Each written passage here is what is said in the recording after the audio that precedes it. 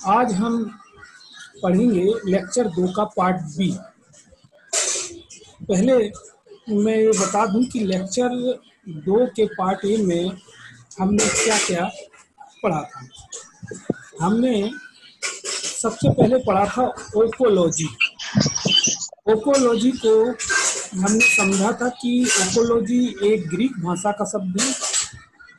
ये जो शब्द दिया है वो शब्द अर्नेस्ट हैकल ने 1869 में दिया था। ओकोलॉजी शब्द का जो अर्थ होता है दो शब्दों से मिलकर बना होता है, ओइकस प्लस लॉजी। ओइकस का अर्थ होता है हैबिटेट, आवास, और लॉजी का अर्थ होता है अध्ययन, अर्थात आवासों का अध्ययन ओकोलॉजी कहलाता है। फिर ओकोलॉजी को बाद में इकोलॉजी कहा जाने लगा। आपसे क्वेश्चंस ये निश्चित रूप से पूछा जाएगा कि ओकोलॉजी संबंधित है, तो कई आंसर होंगे, जैसे कि एक इकोलॉजी भी होगा साथ में, तो इकोलॉजी संबंधित है। फिर आते हैं हम इकोलॉजी पर। इकोलॉजी भी दो शब्दों से मिलकर बना है। पहला इको प्लस लॉजी। इको का अर्थ होता है हैबिटेट, आवास, और लॉजी का अर्थ होता है साइंटिफिक स्टडी यानी वैज्ञानिक अध्ययन। किनका वैज्ञानिक अध्ययन? पहला जीवों का, उनके आवासों का वैज्ञानिक अध्ययन, वनस्पतियों तथा जीवों का अध्ययन, तथा इन समस्त जीवों का उनके पर्यावरण से जो संबंध होता है, इन तीनों का जब साइंटिफिक अध्ययन किया जाता है तो उसको इकोलॉजी कहा जाता है। फिर हम पारितंत्र पे आए थे। पारितंत्र में हमने उसकी संकल्पना को पढ़ा था। संकल्पना में मैंने बताया था कि पर्यावरण के जैविक और अजैविक घटकों का समूह पारितंत्र या इकोसिस्टम कहलाता है। फिर हम आए थे कि इकोसिस्टम या पारितंत्र कितने के घटक क्या हैं। इसके दो घटक होते हैं, बायोटिक कंपोनेंट्स और एबायोटिक कंपोनेंट्स। बायोटिक कंपोनेंट्स में हमने जो पढ़ा था वो था पहला था उत्पादक, प्रोड्यूसर पढ़ा था, दूसरा कंज्यूमर, उपभोक्ता का अध्ययन किया था, और तीसरा हमने अपघटक, डिकम्पोजर्स का अध्ययन किया था। उत्पादक, प्रोड्यूसर में एबायोटिक कंपोनेंट्स के अंतर्गत हमें स्थल, वायु, जल, तापमान, प्रकाश आदि का अध्ययन करना होता है। अब हम आते हैं बायोटिक कंपोनेंट्स जो महत्वपूर्ण हैं। इसमें सबसे पहले जो हमने उत्पादक को पढ़ा था, उत्पादक प्रोड्यूसर को। प्रोड्यूसर को हमें एक वृक्ष के माध्यम से मैंने समझाया था कि जो प्रोड्यूसर होता है वो वातावरण से CO2 ग्रहण करता है। फिर उसके बाद जो जड़ों से पानी ग्रहण करता है, पेड़ों में क्लोरोफिल पाया जाता है, और इस माध्यम से वह अपना भोजन C6H12O6 ग्लूकोज का निर्माण करता है। यह जो क्रिया होती है भौतिक ऊर्जा को रासायनिक ऊर्जा में परिवर्तित करती है। प्रोड्यूसर वो लोग होते हैं जो अपना भोजन स्वयं बनाते हैं, अधिकतर हरी वनस्पति। क्वेश्चन इससे अवश्य पूछा जाता है, ये ध्यान रखें। फिर हम आए थे कंज्यूमर पर। कंज्यूमर आए थे। कंज्यूमर वो लोग वो हैं जो दूसरों पर निर्भर होते हैं, अपने भोजन के लिए उपभोक्ता पर निर्भर करते, उत्पादक पर निर्भर करते हैं, कंज्यूमर। कंज्यूमर तीन प्रकार के हैं, प्राइमरी कंज्यूमर, सेकेंडरी कंज्यूमर और तृतीयक उपभोक्ता। प्राथमिक उपभोक्ता, द्वितीयक उपभोक्ता, तृतीयक उपभोक्ता। मैंने बताया था कि प्राथमिक जो उपभोक्ता होते हैं पूर्णतः शाकाहारी होते हैं। ये अपना भोजन के लिए उत्पादक पर निर्भर करते हैं। इनके एग्जाम्पल मैंने लिए थे बकरी, भैंस, हिरण, गाय। द्वितीयक उपभोक्ता ये शाकाहारी और मांसाहारी होते हैं, अर्थात सर्वाहारी भी हो सकते हैं। ये अपने भोजन के लिए उत्पादक पर और प्राथमिक उपभोक्ता पर निर्भर करते हैं। जैसे मनुष्य इसका उदाहरण है, बिल्ली, चूहा इसका उदाहरण। तीसरा हमने लिया था तृतीयक उपभोक्ता। ये पूर्णतः विशुद्ध मांसाहारी होते हैं। ये अपने भोजन के लिए प्राथमिक उपभोक्ता या द्वितीयक उपभोक्ता पर निर्भर करते हैं, जैसे शेर, बाघ, चीता आदि। फिर हमने आगे पढ़ा था अपघटक डीकम्पोजर्स। मैं आपको बता दूं, एमपीपीएससी चाहे कोई भी स्टेट पीएससी हो, इसमें से एक क्वेश्चन जरूर पूछा जाएगा और अपघटक में से तो पूछते ही हैं। यूपीएससी में भी इसका क्वेश्चन आया है। जब हम क्वेश्चन पेपर सॉल्व करेंगे तब हम इसको एनालाइज करेंगे कि कहाँ क्वेश्चन आया है। अपघटक डीकम्पोजर्स में बैक्टीरिया और फंजाई शामिल होती हैं। ये एक प्रकार का एंजाइम श्रावण करते हैं और जो सड़ी गली वस्तु हैं, चीजें हैं, जीव हैं, उनका अपघटन कर देती हैं। इसमें याद रखने वाली बात है कि डीकम्पोजर्स में वायरस को शामिल नहीं किया जाता, ये हमेशा याद रखें। अपघटक डीकम्पोजर्स में बैक्टीरिया और फंगाई शामिल होते हैं, वायरस में। फिर हमने एक संतुलित परितंत्र क्या होता है उसके बारे में जाना था। संतुलित परितंत्र जिसमें रिप्रोडक्शन, पुनः उत्पादन की क्षमता हो, उसको बोलते हैं। पिछले बार हम इस पर डिस्कस कर चुके हैं।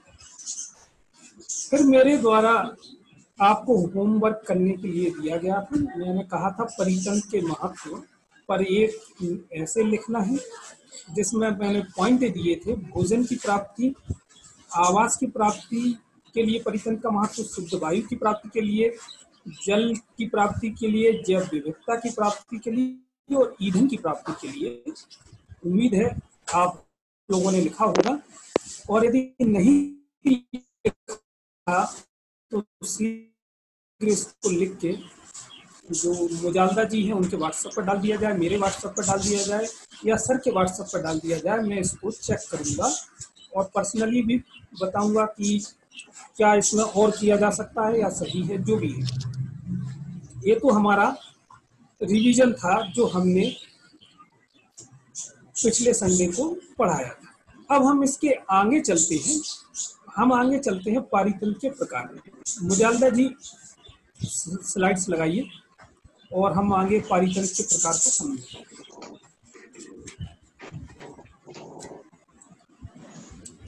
इसके जस्ट दूसरी वाली स्लाइड, इसके नीचे वाली स्लाइड, बस देखिए।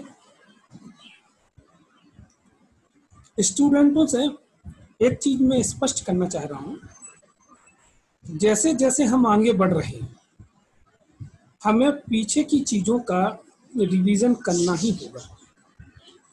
अगर हम, जैसे मैंने फर्स्ट लेक्चर में पढ़ाई, सेकंड में पढ़ाया, यदि हम उसको सिर्फ एक बार पढ़ भर लें तो ये निश्चित मानिए कि हमें बहुत अच्छे से समझ में आएगा और हम ये चीजें बहुत इजी हो जाएंगी पढ़ने के लिए। मुझे उम्मीद है कि आप इसका रिवीजन कर रहे होंगे। मेरे द्वारा संभव नहीं है कि जितना पढ़ाया गया उसका पूरा रिवीजन हर बार कर दिया जाए, क्योंकि उसमें 1 घंटा व्यर्थ होगा। ये रिवीजन आपको ही करना है। हाँ, जैसे अभी सेकंड लेक्चर चल रहा है, सेकंड लेक्चर का मैं रिवीजन करता रहूंगा लास्ट तक। चलिए अब आते हैं पारितंत्र के प्रकार, टाइप्स ऑफ इकोसिस्टम पर। इकोसिस्टम 3 प्रकार का होता है मुख्य रूप से। वैसे तो इसके 4 प्रकार हैं, पर मुख्य रूप से 3 प्रकार का है इकोसिस्टम। पहला है स्थलीय पारितंत्र, टेरेस्ट्रियल इकोसिस्टम। दूसरा है जलीय पारितंत्र, एक्वेटिक इकोसिस्टम। और तीसरा है संक्रमण पारितंत्र, ट्रांजिशनल इकोसिस्टम। अब आता है, अपन सबसे पहले लेते हैं स्थलीय पारितंत्र। स्थलीय पारितंत्र में थोड़ा मुजालदा जी ऊपर कीजिए स्लाइड।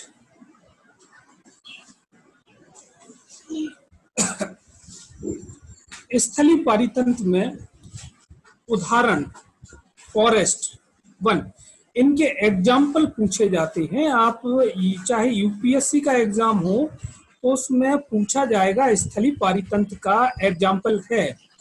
उसमें लिखे रहेंगे टुंड्रा वन, शंकुधारी वन, सदाबहार वन, पर्णपाती वन। फिर ऑप्शन दिया रहेगा, ऑप्शन ए में 1 2 3, बी में 2 3, इस तरह से मैंने यहाँ पे एग्जाम्पल लिख दिए हैं।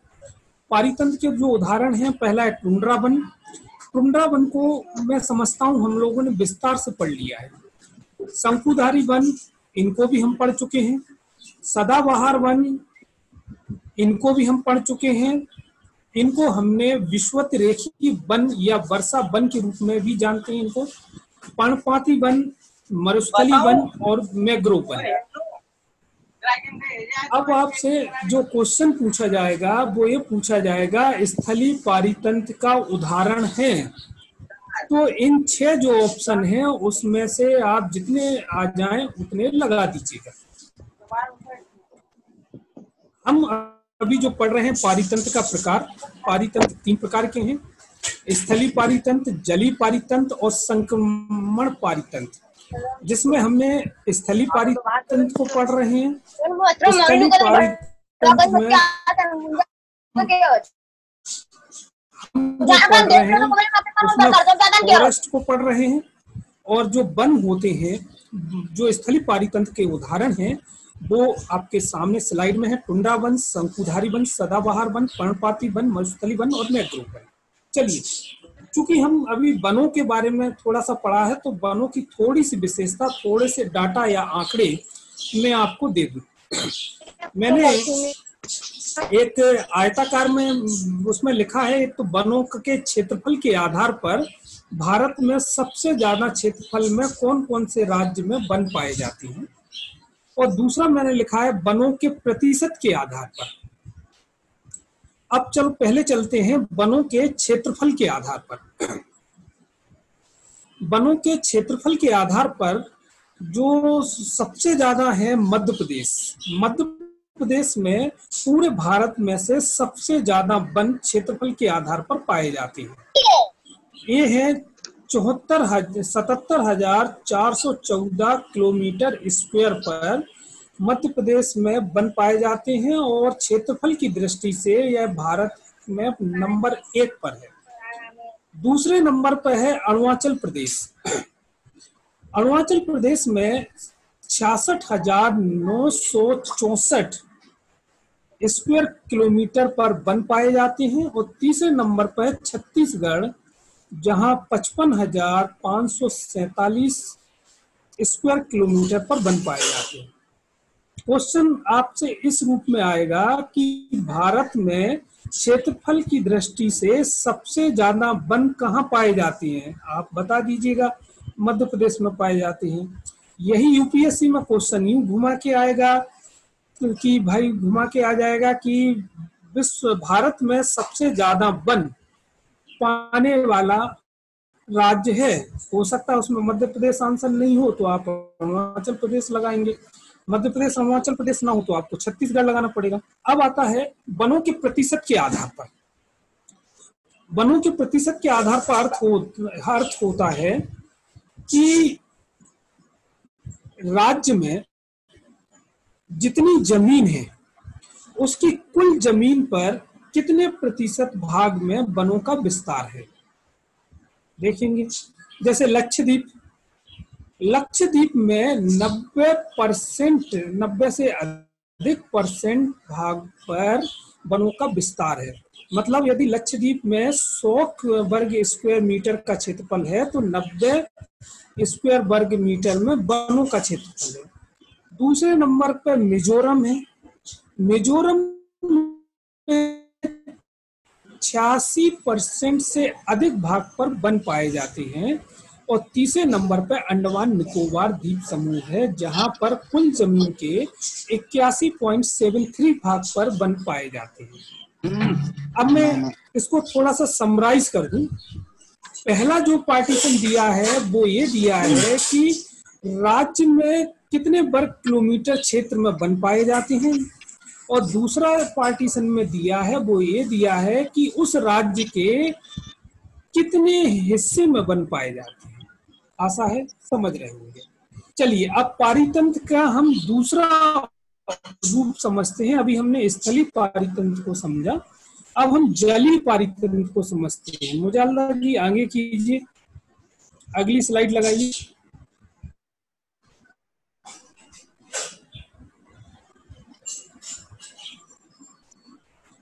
जलीय पारितंत्र, जलीय पारितंत्र एक्वेटिक इकोसिस्टम। यहां मैं आपको ये बात ध्यान दिला दूं कि आज का जो लेक्चर मैं पढ़ा रहा हूं, आज के लेक्चर्स में से यूपीएससी में हर साल एक क्वेश्चन आता है, इसलिए ध्यान से पढ़िएगा ये लेक्चर और रिवाइज कीजिएगा। और बड़ी सरल भाषा में पढ़ा रहा हूं, कोई जटिल नहीं है। अब देखिए, जलीय पारितंत्र दो प्रकार का होता है। एक होता है fresh water ecosystem, fresh water ecosystem. दूसरा होता है सैलाइन वाटर, खारा जल, खारा जल इकोसिस्टम। अब जो फ्रेश वाटर इकोसिस्टम, ताजा जल जो होता है, ये भी दो प्रकार का होता है, नदी का बहता जल और झील का रोका हुआ जल। और सैलाइन वाटर इकोसिस्टम होता है, वो होता है समुद्री पारितंत्र। अब इनको हम अभी आप सिर्फ इनका उदाहरण समझें। अगर क्वेश्चन आ जाए कि जलीय पारितंत्र के उदाहरण हैं, तो एक तो फ्रेश वाटर इकोसिस्टम, दूसरा है saline water ecosystem. Fresh water में दो प्रकार का इकोसिस्टम है, नदी बहता हुआ जल और झील रुका हुआ जल। अभी इतना ही पर्याप्त है। आगे के लेक्चर में हम झील पारितंत्र का अध्ययन करेंगे, नदी पारितंत्र का अध्ययन करेंगे। यहाँ पर बस इंट्रोडक्शन।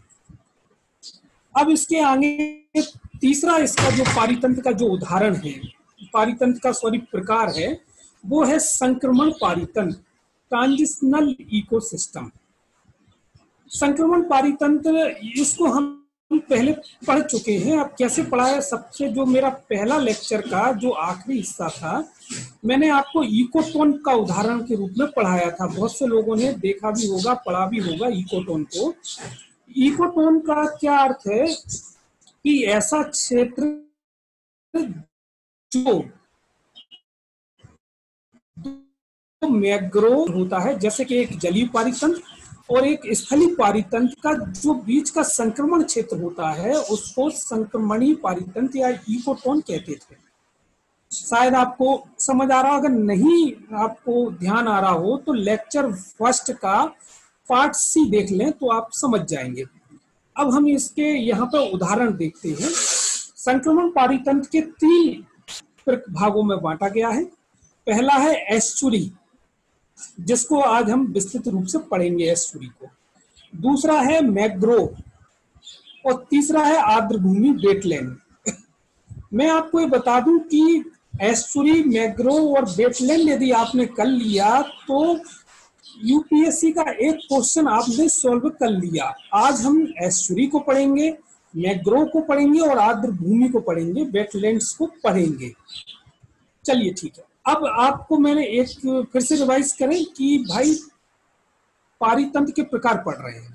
पारितंत्र मुख्य रूप से तीन प्रकार का होता है। पहला है स्थलीय पारितंत्र, दूसरा है जलीय पारितंत्र और तीसरा है संक्रमण पारितंत्र। एक चौथा प्रकार और होता है पारितंत्र का, वो है सांस्कृतिक या मानवीय पारितंत्र। इसको हम मुख्य प्रकार में इसलिए नहीं रखते क्योंकि उपरोक्त जो तीन प्रकार हैं, स्थलीय, जलीय और संक्रमण पारितंत्र, वो प्रकृति की देन है, प्रकृति द्वारा स्वतः निर्मित होती है। जबकि सांस्कृतिक या मानवीय पारितंत्र है, मानव की देन है, अर्थात मानव द्वारा इसे निर्मित किया जाता है। अगर कभी क्वेश्चन आ जाए तो इसके अपन एग्जाम्पल हमें ध्यान होना चाहिए कि जो सांस्कृतिक या मानवीय पारितंत्र के जो एग्जाम्पल हैं, पहला कृषि क्षेत्र है, आपके गांव में जो आपके खेत हैं वो इसके उदाहरण हैं। दूसरा औद्योगिक क्षेत्र है, इंडस्ट्रियल एरिया है, जितनी भी फैक्ट्रियां हैं वो इसके उदाहरण हैं। तीसरा शहरीकरण ऑब्लिक नगरीकरण इसका उदाहरण है। अभी हमने पारितंत्र को समझा। पारितंत्र तीन प्रकार के होते हैं, स्थलीय, जलीय और संक्रमण पारितंत्र, ये तीनों पारितंत्र प्रकृति की देन है, प्रकृति द्वारा निर्मित है। और चौथा पारितंत्र जो मानव द्वारा निर्मित है उसको भी हमने समझ लिया। अब आगे की स्लाइड लगाइए मुजाल्ला जी,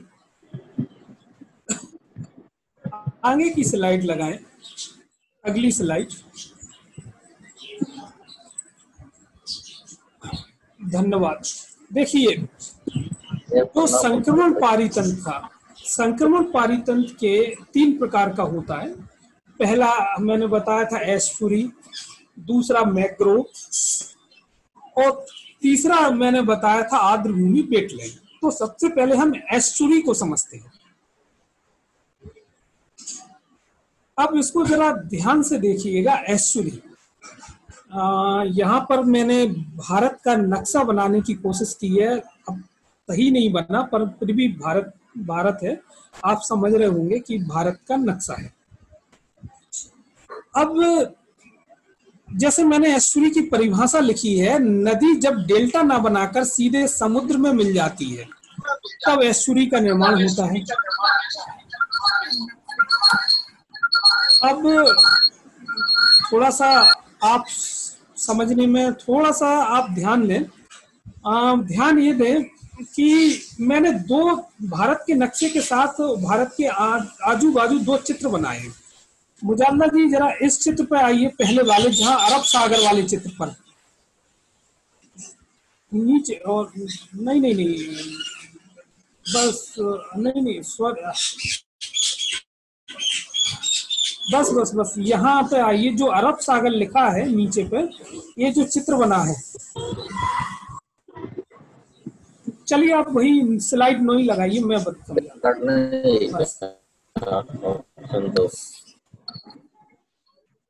स्लाइड 9 जो एस्चुरी है वहीं आ जाइए आप।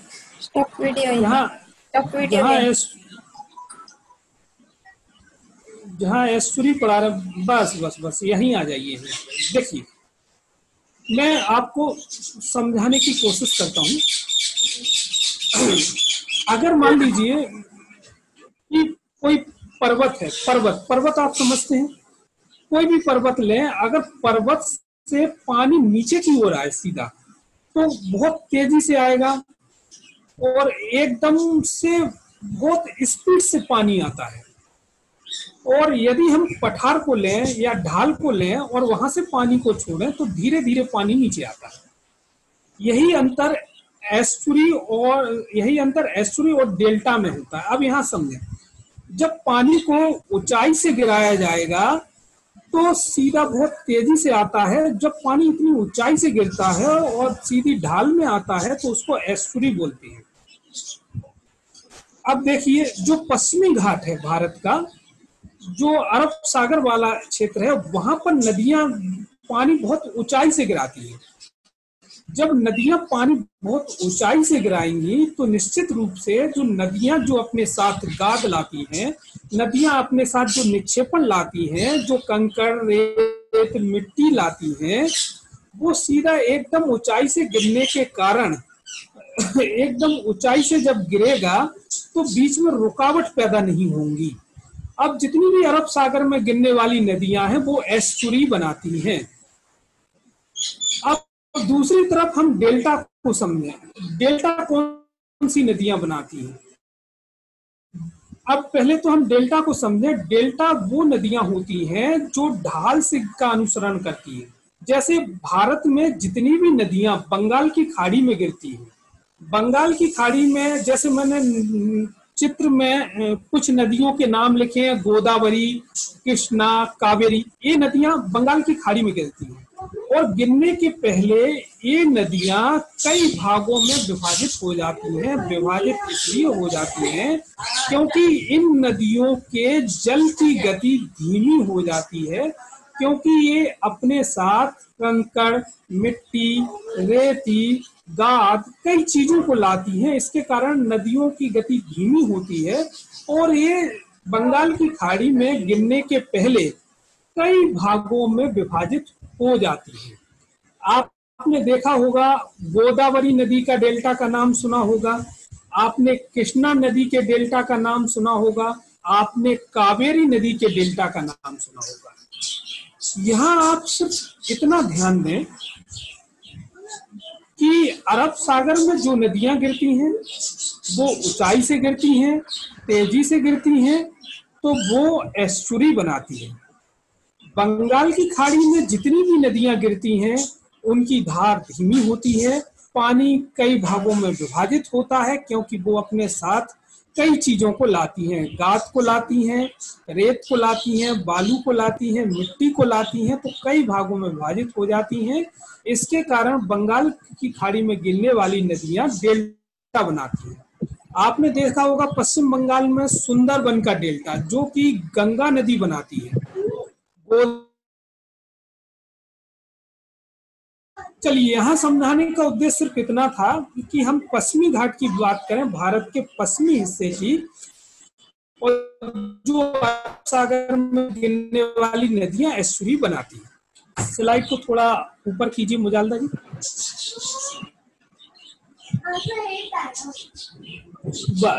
बस देखिए, पश्चिमी भाग की नदियां, मैंने लिखा है पश्चिमी भाग की नदियां एस्चुरी बनाती हैं।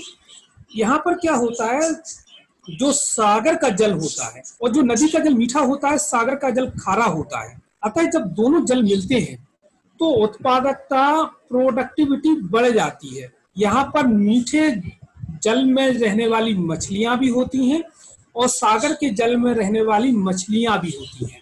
जब ये दोनों मछलियां एक साथ आती हैं, और इसके तो मछली एक उदाहरण है, और कई भी जीव जंतु होते हैं जो मीठे जल के और सागर के जल के होते हैं, तो उत्पादकता बढ़ती है। इसी को ही एस्चुरी बोलते हैं। और एग्जाम्पल जो है एस्चुरी, जो जैसे नदियों का जो उदाहरण है कि कौन सी नदियां एस्चुरी बनाती हैं, तो अगर क्वेश्चन आ जाए, क्वेश्चन इसमें 3 प्रकार से आएंगे। पहला ये आएगा कि एस्चुरी बनाती हैं, ऑप्शन आपके पास होगा अरब सागर में गिरने वाली नदियां, या बंगाल की खाड़ी में गिरने वाली नदियां, या दोनों। आपका उत्तर होगा अरब सागर में गिरने वाली नदियां एस्चुरी बनाती हैं।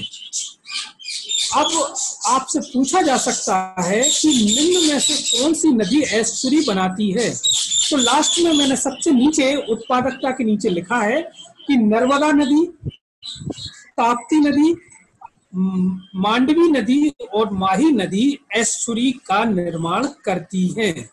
बहुत ही इंपॉर्टेंट है, आपको ये पता होना चाहिए। अब दूसरी तरफ मैंने आपको बताया डेल्टा कौन कौन सी नदियां बनाती हैं, तो आप दिमाग में रख लें कि बंगाल की खाड़ी में जितनी भी नदियां गिरती हैं वो डेल्टा बनाती हैं। मैंने उदाहरण के माध्यम से समझाया था, गोदावरी नदी, मेरी नदी डेल्टा बनाती है। उम्मीद है आप समझ गए होंगे। अब हम आगे बढ़ते हैं, अगली स्लाइड।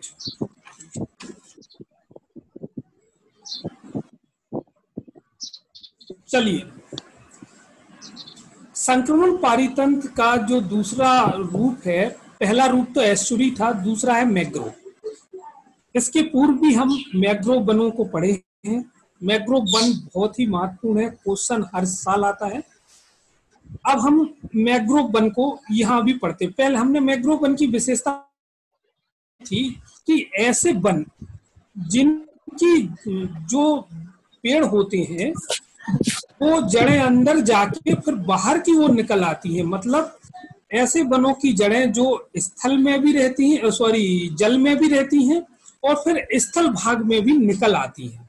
जैसे चित्र के माध्यम से समझाने की कोशिश की है। मैंग्रोव वन खारे जल में ही जीवित रहते हैं, खारे जल की विशेषता है। अब इसमें से क्वेश्चन कैसे आएगा? क्वेश्चन एक बार आया था कि भारत में मैंग्रोव वन का विस्तार है, तो भारत में जो मैंग्रोव वन का विस्तार है, भारत में मैंग्रोव वन 4740 वर्ग किलोमीटर स्क्वायर में विस्तृत है।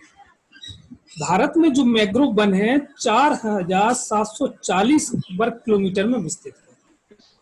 अब आप यहाँ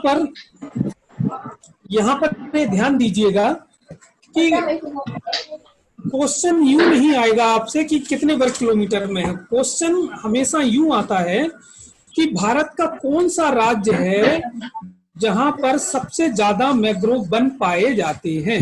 स्लाइड ऑफ करा की। मुजाल्ला जी आगे करिए स्लाइड थोड़ी,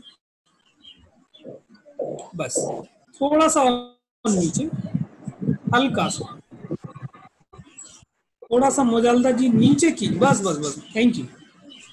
देखिए मैंने एक सबसे पहले यहाँ पे कुछ राज्य के नाम लिखे हैं, जैसे पश्चिम बंगाल। पश्चिम बंगाल में लगभग 50 भारत में पाए जाने वाले मैंग्रोव वन का 50% हिस्सा पश्चिम बंगाल में आता है। दूसरे नंबर पर गुजरात का नाम दिया है मैंने, बढ़ते से घटते क्रम में लिखा है। जैसे दूसरे नंबर पर गुजरात, गुजरात में पश्चिम बंगाल के बाद सबसे ज्यादा मैंग्रोव वन पाए जाते हैं। फिर मैंने अंडमान निकोबार को लिया है। अंडमान निकोबार तीसरे नंबर पर आता है मैंग्रोव वनों की संख्या के आधार पर। चौथे नंबर पर मैंने, हाँ थोड़ा सा बीच में रोकना चाहूंगा। अगर अभी यह लाइव मीटिंग डिस्कनेक्ट हो जाती है तो इसी लिंक पर जाकर आप वापस इसे ज्वाइन कर लीजिएगा, क्योंकि आज थोड़ा सा टेक्निकल प्रॉब्लम है। ठीक है, एक मिनट बाद बंद हो जाएगा। अच्छा अच्छा अच्छा, जो ओके स्टूडेंट थैंक यू। जो लाइव मीटिंग से जुड़े हैं वो वापस रिज्वाइन हो जाइएगा। ठीक ठीक ठीक, ओके ओके। तीसरे नंबर पर अंडमान निकोबार, चौथे पे आंध्र प्रदेश और पांचवें पे उड़ीसा। भारत के चित्र में भी मैंने मैंग्रोव वनों का विस्तार को समझाया है। जितना भी तटीय हिस्सा है भारत का जो समुद्र को छूता है, वहां पर मैंग्रोव वन का विस्तार हुआ है। जैसे पश्चिम बंगाल, उड़ीसा, आंध्र प्रदेश, तमिलनाडु, केरल, कर्नाटक, महाराष्ट्र, गुजरात।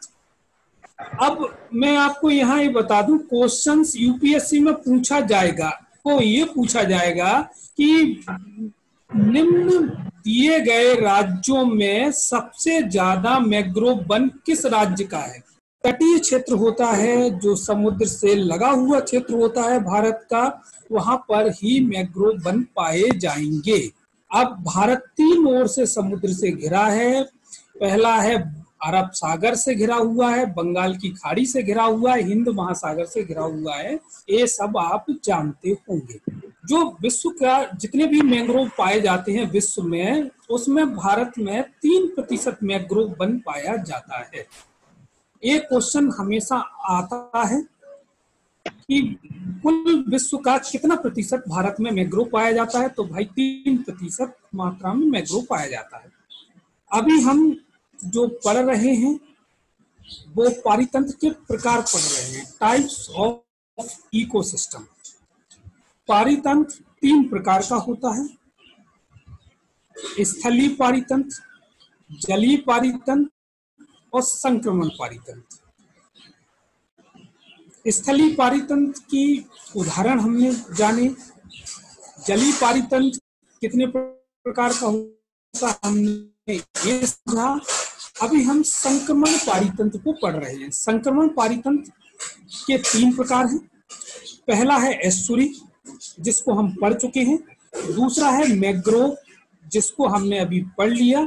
और तीसरा जो है वो है आर्द्र भूमि, वेटलैंड्स। मुजाल्दा जी स्लाइड अगली लगाइए।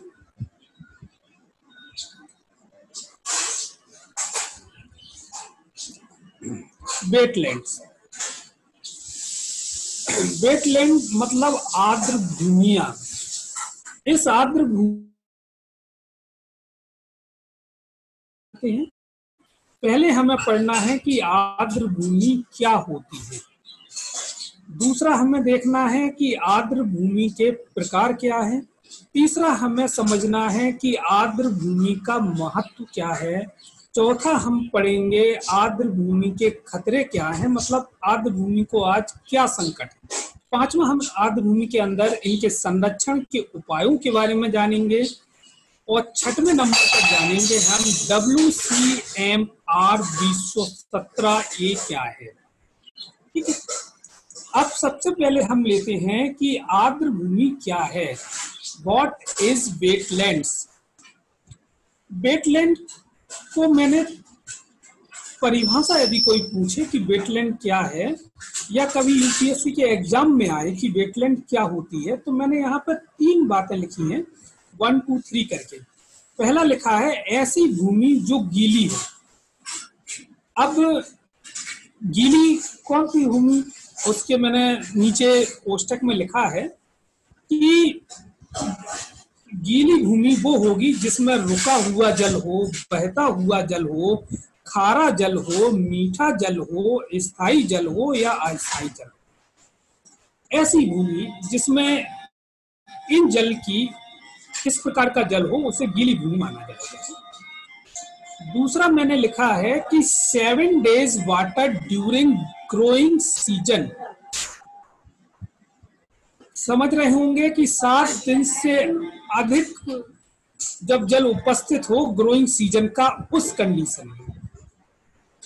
क्योंकि हम यूपीएससी की तैयारी कर रहे हैं तो हमें ध्यान रखना होगा, थोड़ा थोड़ा हम इंग्लिश से कन्वर्ट हो। अगर नहीं हो पाए तो आप उसको जाके डिक्शनरी में जाके इसकी हिंदी कर लीजिए, नहीं तो अगली बार मैं बता दूंगा इसकी एग्जैक्ट हिंदी। तीसरी बात मैंने लिखी है कि वैसा समुद्री तट जहां निम्न ज्वर के समय भी गहराई 6 मीटर से अधिक नहीं होती। जब ये तीनों बातें एक साथ मिल जाती हैं तो उसको हम वेटलैंड या आर्द्र भूमि बोलते हैं। यूपीएससी के एग्जाम में कई बार, कम से कम 3-4 बार पूछा गया है आर्द्र भूमि क्या है। ये तीनों ही बातें दी रहती हैं। पहली ऐसी भूमि जो गीली हो, दूसरा दिया रहता है 7 days water during growing season, तीसरा दिया रहता है वैसे समुद्री तट जहां निम्न ज्वर के साथ भी गहराई 6 मीटर से अधिक नहीं हो। तो हमें क्या टिक करना होगा? उपयुक्त सभी। इनको आर्द्र भूमि कहा जाता है। उम्मीद है आप समझ गए होंगे कि वेटलैंड क्या होता है। अब हम आते हैं आर्द्र भूमि के प्रकार। थोड़ा सा ऊपर करें मुजालदा जी स्लाइड्स को, बस, थैंक यू। जो वेटलैंड होती है वो 2 प्रकार की होती है मुख्य रूप से। एक तो होती है कृत्रिम, मानव द्वारा निर्मित, और दूसरी होती है प्राकृतिक, यानी प्रकृति की देन, नेचर। अब जो आर्द्र भूमि के प्रकार 2 हो गए, एक तो कृत्रिम आर्द्र भूमि, दूसरी है प्राकृतिक आर्द्र भूमि। अब यहाँ पे एक डाटा मैंने दिया है, ये डाटा बहुत ही इंपॉर्टेंट है। डाटा ये बोल रहा है कि इनलैंड आर्द्र भूमि और कोस्टल आर्द्र भूमि। इनलैंड आर्द्र भूमि, अंतःस्थलीय आर्द्र भूमि का अर्थ होता है कि भारत के अंदर आर्द्र भूमि की संख्या, और दूसरा होता है कोस्टल आर्द्र भूमि। कोस्टल का अर्थ होता है कि भारत का जो तट लगा है समुद्र से, जैसे अरब सागर, बंगाल की खाड़ी, हिंद महासागर, इसको हम जब भूगोल आएगी तब उसको अच्छे से समझेंगे। अभी आप सिर्फ इतना समझ लो कि जो भारत समुद्र की ओर से घिरा हुआ है उसको तटीय कोस्टल क्षेत्र बोलते हैं, और वहां पर 30%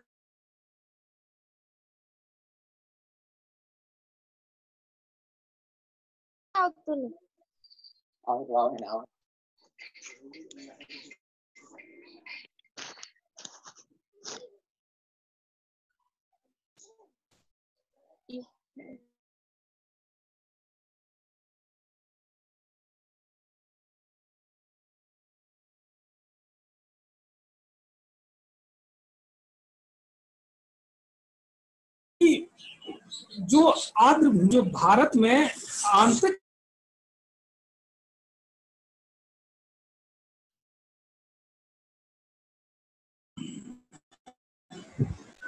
सॉरी कुछ डिस्टरबेंस के कारण हो रहा है। यहाँ मेरा ये कहना है कि जो इनलैंड आर्द्र भूमि, भारत में जो आंतरिक आर्द्र भूमि है वो 70 किलोमीटर क्षेत्र में है, और तटीय आर्द्र भूमि 100 किलोमीटर। एक उदाहरण के माध्यम से समझा था कि मान लीजिए भारत में 100 किलोमीटर पर आर्द्र भूमियां हैं, तो इनलैंड में इतनी और तटीय में इतनी। अब एक मैंने फैक्ट यहाँ पर दिया है कि सर्वाधिक आर्द्र भूमि वाला राज्य गुजरात है और सबसे कम आर्द्र भूमि वाला राज्य मिजोरम है। ये फैक्ट है, ये तो आपको याद करना ही पड़ेगा। ठीक है, अब आगे चलते हैं। मुजालदा जी आगे की स्लाइड लगाइए। चलिए, अब आता है आर्द्र भूमि का महत्व, इंपोर्टेंस ऑफ वेटलैंड। मैंने यहाँ पे बहुत एक छोटी छोटी हेडिंग लिखी है। जैसे पहले में लिखा है ईंधन की प्राप्ति। अब अगर आप इसमें थोड़ा लिख सकते हैं आगे तो आप बहुत अच्छी बात है, लिख लीजिए। अगर आप नहीं लिख सकते तो कम से कम आप यही ध्यान रखिए, इतना ही ध्यान रख लीजिए कि ईंधन की प्राप्ति, आर्द्र भूमियों से हमें ईंधन की प्राप्ति होती है, हमें आवास की प्राप्ति होती है, हमें नहीं होती, जीवों के लिए आवास की प्राप्ति होती है। इन आर्द्र भूमियों पर विभिन्न प्रकार के जीव रहते हैं, पक्षी अपने घोंसला देते हैं और जीवों को आवास की प्राप्ति होती है। अगला है औषधि की प्राप्ति। कई आयुर्वेदिक पौधे यहाँ पर पाए जाते हैं जिनसे कई मेडिसिन बनती हैं, इसलिए औषधि की प्राप्ति होती है। जैव विविधता उच्च होती है, यहाँ पर बायोडायवर्सिटी होती है, उच्च होती है, मतलब बहुत से जीव जंतु, बहुत से पेड़ पौधे, कई पेड़ पौधों की कई प्रजातियां यहाँ पर पाई जाती हैं। अगला है बाढ़ और सूखे पर नियंत्रण होता है, मतलब ये आर्द्र भूमि जो है बाढ़ और सूखे पर कंट्रोल करती है, भौम जल को रिचार्ज करती है। अगला मैंने लिखा है वाटर फिल्ट्रेशन। पानी को जैसे फिल्टर होता है अपने यहाँ, जैसे आरओ मारो लगा होता है, पानी को फिल्टर करता है, इसी तरह ये जो भौम जल है उसको फिल्टर करती है। मैंने एक कोटेशन हमेशा आता है, किडनी ऑफ द इकोसिस्टम कौन है, मैंने अंडरलाइन किया है कि किडनी ऑफ द इकोसिस्टम किसे कहते हैं। तो आपको पीएससी में या यूपीएससी में क्वेश्चन आ सकता है कि पर्यावरण का kidney of ecosystem, kidney of the ecosystem कौन है, तो आप बताओगे वेटलैंड, आर्द्र भूमियां किडनी ऑफ इकोसिस्टम का काम करती हैं, या किडनी ऑफ इकोसिस्टम वेटलैंड को कहा जाता है। अगला है जैव विविधता अधिक पाई जाती है, हालांकि इसको पढ़ लिया। जैव विविधता अधिक पाए जाने के कारण इसको, जैसे आपने देखा होगा एक सुपरमार्केट होता है, सुपरमार्केट में हम कई प्रकार का सामान खरीदते हैं, तो इसको जो कहते हैं मार्केट ऑफ बायोडायवर्सिटी, मैंने इसको भी चिन्हित किया है। यानी मतलब आर्द्र भूमि को सुपरमार्केट कहा जाता है या मार्केट ऑफ बायोडायवर्सिटी कहा जाता है।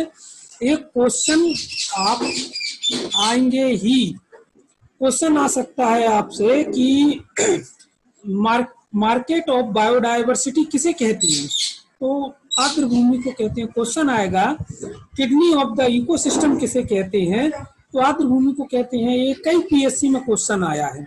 हिमाचल प्रदेश की पीएससी में मार्केट ऑफ बायोडायवर्सिटी है मैंग्रोव वन, एस्चुरी, डेल्टा या आर्द्र भूमि, तो आपको लगाना है आर्द्र भूमि। अगला है सौंदर्य परख मूल्य। अगर आपने कभी आर्द्र भूमि को देखा होगा तो मान के चलिए कि आप नहीं देखें तो आप देखिएगा, आपको लगेगा कि वास्तव में कितना सौंदर्य है यहाँ पर। शैक्षणिक मूल्य, अब ये शैक्षणिक मूल्य क्या होता है? शैक्षणिक मूल्य वो होता है इन आर्द्र भूमियों के अध्ययन के लिए पर्यावरणविद इन क्षेत्रों में जाते हैं और उनके बारे में अधिक से अधिक जानने की कोशिश करते हैं, अतः इनका शैक्षणिक मूल्य भी अधिक होता है। अगला, आर्द्र भूमियों को खतरा, थोड़ा सा स्लाइड आगे करिए मुजाम्मिल।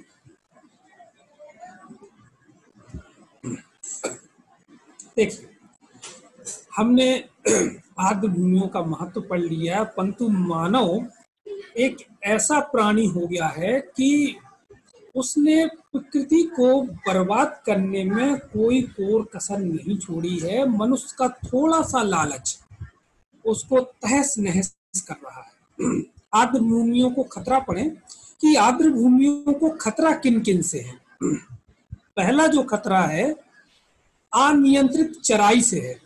जैसे किसान जो हैं अपने पशुओं को खुले में छोड़ देते हैं, अगर वो उस एरिया में चले जाते हैं तो वहां पे अनियंत्रित चराई करेंगे तो आर्द्र भूमि की दिशा और दशा दोनों बिगड़ेगी।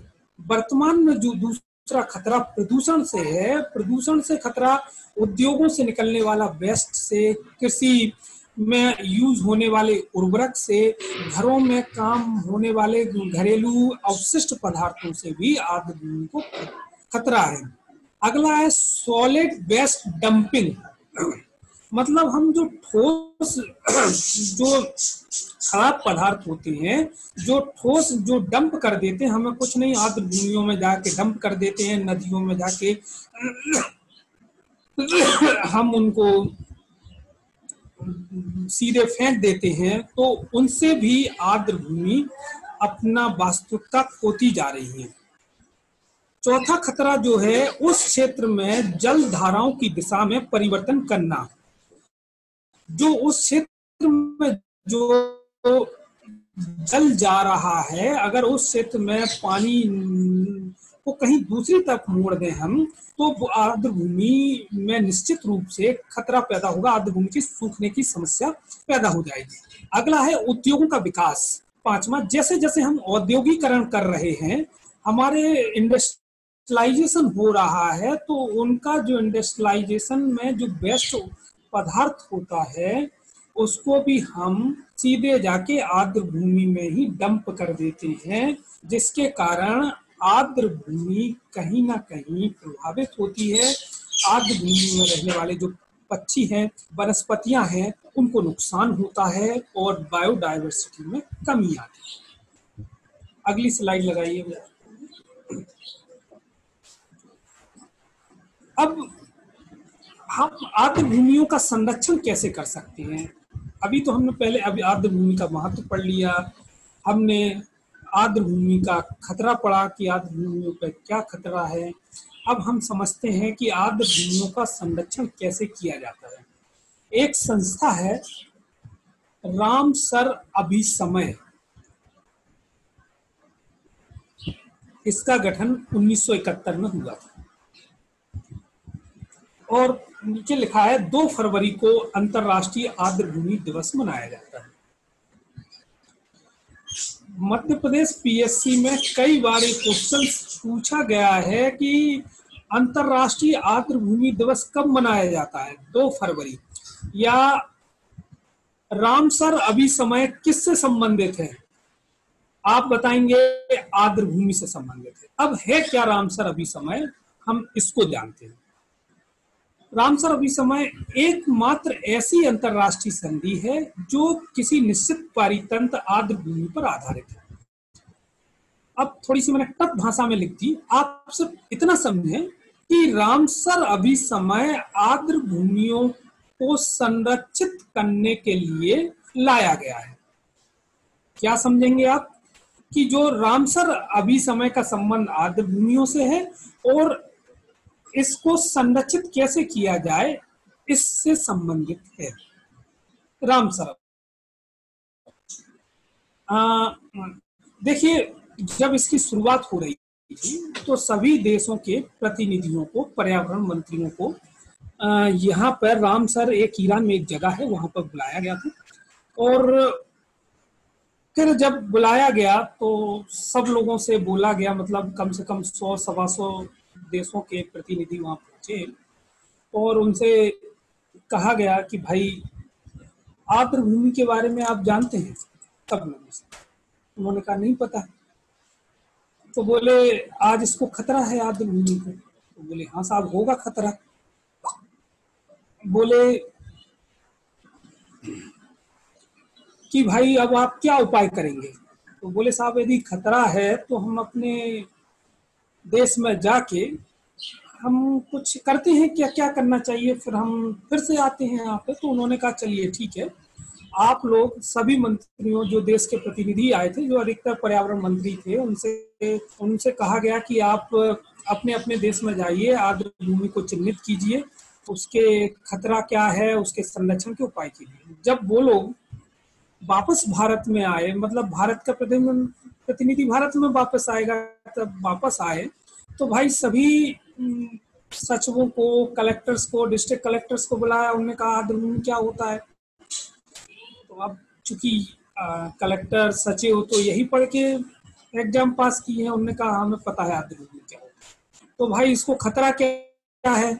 बोले साहब हमें ये भी पता है खतरा क्या है। बोले तो संरक्षण के उपाय क्या होना चाहिए? बोले हम बना लाते हैं क्या होना चाहिए। तो इस तरह की व्यवस्था है, एक राजनीतिक व्यवस्था और एक प्रशासकीय व्यवस्था। राजनीतिक व्यवस्था की हालत ये है, यदि विश्व में कोई सम्मेलन होता है तो वहाँ मतलब स्थिति खराब हो जाती है यदि उसके पीछे आईएस लॉबी ना हो तो। चलिए अब हम आते हैं कि खतरे को दूर करने के उपाय में रामसर अभिसमय क्या भूमिका निभा रहा है। तो यह एक अंतरराष्ट्रीय महत्व की आर्द्रभूमि को चिन्हित करता है, उनको संरक्षण देता है और संरक्षण में वैश्विक सहयोग प्राप्त करता है। 3 बातें रामसर अभिसमय में की जाती है। पहला, अंतरराष्ट्रीय आर्द्रभूमि को चिन्हित करेगा, उसका संरक्षण करेगा और उस संरक्षण में वैश्विक योगदान देगा। अब मेरे ख्याल से रामसर अभिसमय आर्द्रभूमि को संरक्षण की बात आप समझ गए होंगे। सिर्फ इसमें इतनी चीजें अपने दिमाग में रखिए कि रामसर अभिसमय 1971 में हुई थी और यह जो है आर्द्रभूमियों के संरक्षण से संबंधित है और 2 फरवरी को अंतरराष्ट्रीय आर्द्रभूमि दिवस मनाया जाता है। ये तो हो गया विश्व का। अब भारत का प्रयास देखिए, थोड़ी सी स्लाइड ऊपर करिए मुंडाला जी, बस। भारत में 1985-86 में कार्यक्रम शुरू हुआ। उस कार्यक्रम का नाम था NWCP, मतलब राष्ट्रीय आर्द्रभूमि संरक्षण कार्यक्रम। NWCP इसका है national wetland conservation programme. Hindi में मैंने लिखा है राष्ट्रीय आर्द्रभूमि संरक्षण कार्यक्रम। और ये कार्यक्रम राज्यों की मदद से चलाया जा रहा है। एक बार क्वेश्चन आया था कि नेशनल वेटलैंड कंजर्वेशन प्रोग्राम संचालित है पूर्णतः केंद्र सरकार से, पूर्णतः राज्य सरकार से, पूर्णतः केंद्र राज्य दोनों से। तो आंसर था राज्य सरकार से, राज्यों की मदद से। उम्मीद है आप इसे कर लेंगे। अब अगला थोड़ा सा स्लाइड ऊपर,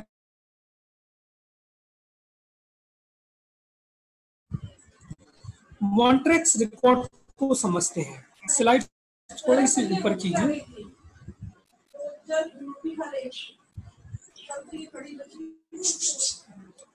थैंक यू। मॉन्ट्रेक्स रिकॉर्ड, एक बार यूपीएससी ने क्वेश्चन पूछा कि आर्द्रभूमि का आईसीयू है। आईसीयू आप समझते हैं, जब बीमार हो जाते हैं, गंभीर बीमार हो जाते हैं तो आईसीयू में भर्ती हो जाते हैं। इसी तरह जब हमारे देश की आर्द्रभूमियां बीमार हो जाएंगी तो कहाँ भर्ती होंगी? मॉन्ट्रेक्स रिकॉर्ड में। आईसीयू मतलब इंटेंसिव केयर यूनिट। क्वेश्चन आ सकता है कि वेटलैंड जो आईसीयू पर्यावरण में है तो आर्द्रभूमि। चलिए, मॉन्ट्रेक्स रिकॉर्ड में भारत की 3 आर्द्रभूमियां शामिल हैं। पहला है चिल्का झील। चिल्का झील उड़ीसा में है। दूसरा है केवलादेव नेशनल पार्क। एक केवलादेव राजस्थान में है, भरतपुर जिले में। तीसरा है लोकटक झील, ये मणिपुर में है। अब ये समझ में नहीं आता कि अगर मॉन्ट्रेक्स रिकॉर्ड में भारत की 3 आर्द्रभूमियां शामिल हैं तो इन पर हम खुशी जाहिर करें कि दुख जाहिर करें। अब देखते हैं क्या जाहिर करती है। अब देखिए, चिल्का झील जो मॉन्ट्रेक्स रिकॉर्ड में शामिल की गई थी, यहाँ पर गाद सैलाइनेशन की समस्या बढ़ गई थी, इसलिए 1993 में चिल्का झील को मॉन्ट्रेक्स रिकॉर्ड में शामिल किया गया था।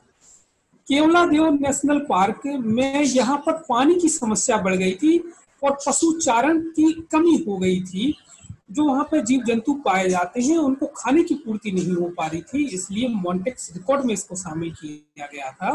लोकटक झील में क्या हो रहा था कि वृक्ष काटे जा रहे थे, प्रदूषण बढ़ रहा था। इस कारण से 1993 में इसको मॉन्ट्रेक्स रिकॉर्ड में शामिल किया गया था। मैंने एक नोट लिखा है कि वर्तमान में चिल्का झील को मॉन्टेक्स रिकॉर्ड से बाहर कर दिया गया है और वर्तमान में केवल 2 आर्द्रभूमि मॉन्टेक्स रिकॉर्ड में शामिल है। यूपीएससी में कई बार क्वेश्चन पूछा गया है कि भारत में जो मॉन्टेक्स रिकॉर्ड में आर्द्रभूमियां शामिल हैं उसमें से कौन सी नहीं है। तो इन 3 ऑप्शन यदि दिए हो, तीनों शामिल थी, पर कुछ समय पहले चिल्का झील को मरम्मत हो गई, उसमें सुधार हो गया, उसका इलाज कर दिया गया, अतः चिल्का झील को बाहर निकाल लिया गया। अब केवल 2 केवलादेव नेशनल पार्क और लोकटक झील मॉन्टेक्स रिकॉर्ड में शामिल हैं, चिल्का झील नहीं है। और ये इतना इम्पोर्टेंट है कि ये जो मैंने मॉन्टेक्स रिकॉर्ड लिखा है उस पर कम से कम 3-4 पन्ने के नोट्स बनाए जा सकते हैं, परंतु उनका कोई महत्व नहीं है, आएगा तो इसी में से। चलिए, उम्मीद है समझ में आया होगा। अब आगे पढ़ते हैं और हम समझते हैं कि वेटलैंड इंटरनेशनल क्या है।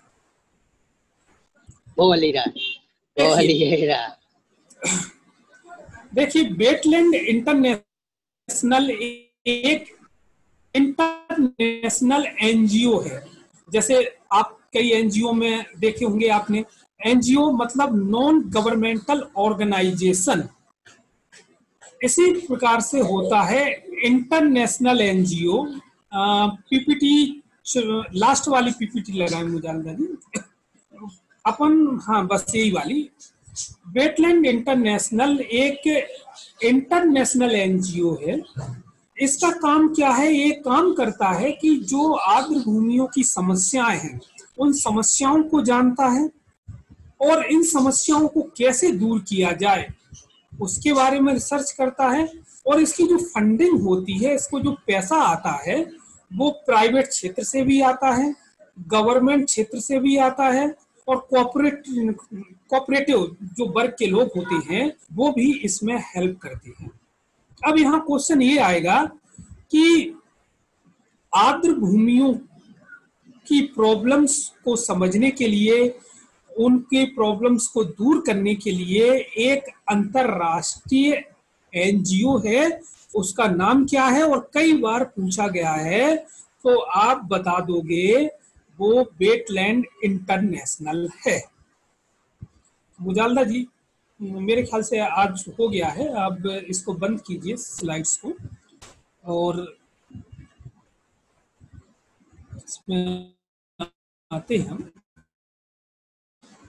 और आज देखिए, आज हमने जो समझने की कोशिश की है, आज हमने समझा पारितंत्र के प्रकार। पारितंत्र के 3 प्रकार हैं। पहला स्थलीय पारितंत्र, दूसरा जलीय पारितंत्र, तीसरा संक्रमण पारितंत्र। स्थलीय पारितंत्र को हमने कई उदाहरणों के माध्यम से समझा, जैसे टुंड्रा वन, शंकुधारी वन, मरुस्थली वन, सदाबहार वन और पर्णपाती वन, ये स्थलीय पारितंत्र के उदाहरण हैं। फिर हम आए भारत में वनों के आधार पर। वनों को 2 प्रकार से क्वेश्चंस आते हैं कि वनों के क्षेत्रफल के आधार पर सबसे बड़ा राज्य मध्य प्रदेश है, दूसरे नंबर पर अरुणाचल प्रदेश है, तीसरे नंबर पर आपका छत्तीसगढ़ है। कुल भूमि के क्षेत्रफल के आधार पर जो वन पाए जाते हैं, लक्षद्वीप में सबसे अधिक पाए जाते हैं, दूसरे नंबर पर मिजोरम है, तीसरे नंबर पर अंडमान निकोबार द्वीप समूह। फिर हमने जाना था जलीय पारितंत्र। जलीय पारितंत्र 2 प्रकार का होता है, फ्रेश वाटर इकोसिस्टम और सैलाइन खारा वाटर इकोसिस्टम। फ्रेश वाटर में भी 2 प्रकार का, नदी बहता हुआ जल, झील रुका हुआ जल। सैलाइन वाटर समुद्री पारितंत्र होता है। फिर हम पारितंत्र के तीसरे वर्ग पे आए थे, संक्रमण ट्रांजिशनल इकोसिस्टम पर। ट्रांजिशनल इकोसिस्टम में भी 3 प्रकार के होते हैं। हमने एस्चुरी को समझा। एस्चुरी वह क्षेत्र होता है जहां पर तेजी से नदियां अपना जल समुद्र में गिराती हैं। अरब सागर में जितनी भी नदियां गिरती हैं वो एस्चुरी का निर्माण करती हैं। हमने इस चीज को समझा था। फिर हम मैंग्रोव वनों पे आए थे। फिर हम आर्द्रभूमि वेटलैंड्स को समझा था। पारितंत्र का एक और प्रकार होता है सांस्कृतिक या मानवीय पारितंत्र। यह मानव द्वारा निर्मित है। एस्चुरी के बारे में हम बात कर चुके हैं। एस्चुरी जो नदियां मुख्य रूप से बनाती हैं वो हैं ताप्ती नदी, नर्मदा नदी, माही नदी आदि नदियां एस्चुरी बनाती हैं। हमने थोड़ा सा डेल्टा कौन कौन सी नदियां बनाती हैं उनके बारे में भी समझा था। जो बंगाल की खाड़ी में जो नदियां गिरती हैं वो डेल्टा बनाती हैं, जैसे गोदावरी नदी का डेल्टा, कृष्णा का डेल्टा, कावेरी का डेल्टा। ये डेल्टा क्यों बनाती हैं? क्योंकि नदियां अपने साथ केवल पानी ही नहीं लाती, नदियां अपने साथ जल आती है, जिसके कारण जो तक उन्नति काफी धीमी हो जाती है और कई शाखाओं में बढ़ जाती है। और कई शाखाओं में बढ़ने के कारण बीच बीच में ये नदियां इन जो निक्षेपण का अवसाद करती जाती हैं, अवसाद के कारण वो इतने बड़े बड़े हो जाती हैं, उनको डेल्टा कहा जाने लगता है। जो नदियां बंगाल की खाड़ी में गिरेंगी वो डेल्टा बनाएंगी। हमने समझा था कि भाई मैंग्रोव वन सबसे ज्यादा कहाँ पाए जाते हैं, तो पश्चिम बंगाल में पाए जाते हैं, दूसरे नंबर पर गुजरात में पाए जाते हैं। विश्व के मैंग्रोव वनों में भारत में कितना प्रतिशत है हमने बताया 3% है। उसके बाद हम आर्द्र भूमि पे आए थे। आर्द्र भूमि में हमने समझा था आर्द्र भूमि किसे कहते हैं, तो हमने जाना था ऐसी भूमि जो गीली हो, 7 दिन तक उसमें पानी रहा हो और समुद्र की गहराई से 6 मीटर तक अधिक ना हो। हमने आर्द्र भूमि के प्रकार में कृत्रिम आर्द्र भूमि और प्राकृतिक आर्द्र भूमि को समझा था। इनलैंड आर्द्र भूमि भारत में 70% क्षेत्र में है और कोस्टल आर्द्र भूमि 30% में है। उसके बाद हमने पढ़ा कि भारत का सबसे बड़ा आर्द्र भूमि कहाँ पर है, किस राज्य में है, तो गुजरात में है। फिर उसके बाद हमने पढ़ा कि सबसे कम आर्द्र भूमि किस राज्य में है, तो भाई मिजोरम में है। हमने आर्द्र भूमि का महत्व पढ़ा था, ईंधन की प्राप्ति, आवास की प्राप्ति, औषधि की प्राप्ति, जैव विविधता अधिक, बाढ़ सूखे पर नियंत्रण। हमने बताया था कि वाटर फिल्ट्रेशन का काम करती है आर्द्र भूमि। वाटर फिल्ट्रेशन के कारण इसे इकोसिस्टम बोलते हैं और जैव विविधता अधिक होने के कारण इसे सुपर मार्केट ऑफ बायोडाइवर्सिटी बोलते हैं। इसका शैक्षणिक मूल्य है, सौंदर्य परक मूल्य है। हमने आर्द्र भूमि के खतरों को देखा। खतरे में सबसे पहले अनियंत्रित चराई को देखा, हमने प्रदूषण को देखा, उद्योगों से घरेलू घरों से निकलने वाला जो वेस्ट पदार्थ है वो जाता है, कृषि में जो केमिकल यूज हो रहे हैं वो सीधे आर्द्र भूमि में जा रहे हैं। और हमने देखा आर्द्र भूमि का संरक्षण, रामसर अभिसमय के बारे में बात की। और भारत में जो प्रयास हैं वो NWCP के द्वारा है, राष्ट्रीय आर्द्र भूमि संरक्षण कार्यक्रम। उसके बाद हमने मॉन्टेक्स रिकॉर्ड की बात की। मॉन्टेक्स रिकॉर्ड में 3 आर्द्र भूमियां शामिल थी, चिल्का झील, केवलादेव नेशनल पार्क और लोकटक झील। चिल्का झील को हमने ट्रीटमेंट कर दिया है तो अब वो मॉन्टेक्स रिकॉर्ड से बाहर हो गई है। वर्तमान में केवलादेव और लोकटक झील मॉन्टेक्स रिकॉर्ड में शामिल है।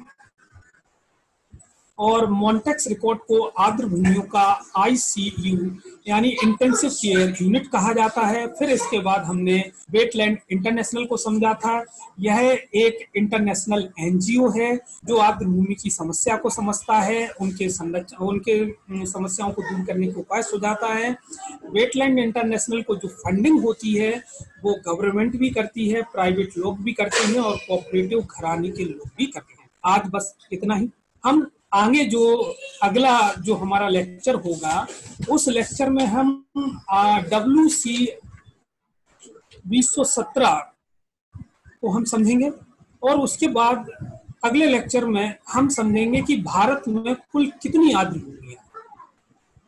उनको भारत के मैप पर हम दिखाएंगे और अगले बार यह टॉपिक खत्म हो जाएगा। फिर हम उसके नेक्स्ट संडे अगला टॉपिक शुरू करेंगे। आपने अभी मुझे सुना, उसके लिए आप सभी को धन्यवाद। और मैं आपको यहाँ एक निश्चित कराना चाहता हूँ, विश्वास दिलाना चाहता हूँ कि यूपीएससी में से आज जो मैंने चीज पढ़ाई है उसमें से 1 या 2 क्वेश्चन आएंगे ही। मेरी जो स्टडी रहती है कि आप जो मैंने पुराने लेक्चर्स पढ़ाए हैं आप उनका प्लीज रिवीजन करते रहे। आदरणीय IRS अजय खरडे सर ने जो ये मुहिम शुरू की है, गरीब बच्चों के लिए मुहिम शुरू की है, ऐसे बच्चों के लिए शुरू की है जिनके पास संसाधन नहीं है, ऐसी बच्चियों के लिए, लड़कियों के लिए जो घरों से बाहर कोचिंग नहीं जा सकती हैं आर्थिक कारणों से या किसी अन्य कारणों से। और ये विश्वास मानिए कि इसमें है, आप किसी भी कोचिंग में जाके देख लीजिए, पढ़ के देख लीजिए, उसके स्टैंडर्ड से कहीं अधिक ही निकलेगा। हम यहाँ कोशिश ये करते हैं कि भाई पूरे सब्जेक्ट को जो हम पढ़ा रहे हैं उसको अच्छी तरह से सारी इम्पोर्टेंट चीजों को लेते हुए सारे तार्किक विश्लेषण क्षमता से कम समय में हम इसे खत्म करें ताकि बच्चा घर बैठ के इसका रिवीजन करे। मैं यहाँ पर एक ठीक है, बस यहाँ पे अब खत्म करते हैं। और धन्यवाद मुजाल्ला जी को, टेक्निकल टीम के हमारे सदस्य हैं, और आप सभी को धन्यवाद। और ठीक है मुजाल्ला जी, खत्म। मुजाल्ला जी सर अपने आप एंड ही हो जाएगा। ओके, आप एंड ही कर दीजिए और अगले संडे को मिलते हैं एक नए टॉपिक के साथ। धन्यवाद। मैं यहाँ से thank you sir, thank you sir, thank you. Okay, welcome.